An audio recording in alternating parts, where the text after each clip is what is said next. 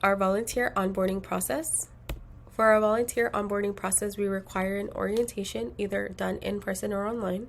And once you are done with this video and the quiz that we require you to take after the series of videos you have watched, you will have completed that step, so you can go ahead and check that off. A background check that is completed through Sterling Volunteers. We have you set up an account with our volunteer management system.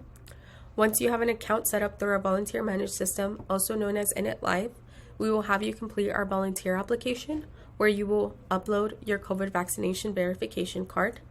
BSC is requiring all of our volunteers to be fully vaccinated for COVID before joining us on site. After you've completed your volunteer application and we have verified the status of your vaccination, you will be eligible to select the shifts within the opportunities that you have selected in Init Live. If needed, some opportunities will require role-specific training, and those will be held separately and will be assigned to you as needed by our volunteer coordinator. Our background checks are through Sterling Volunteers, and they do cost $15 that our volunteers are required to pay.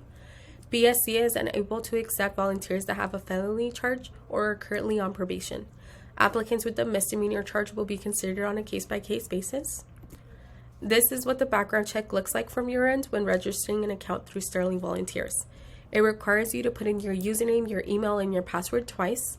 Once you check off those two boxes at the bottom and you hit submit, you will be able to fill in your personal information. Please feel free to advance to the second part of orientation, which is the quiz that we have attached. Thank you so much for joining us and being so willing to volunteer with our organization. Please feel free to reach out to me or Mika, which is our Director of Engagement and Education, with any questions that you may have.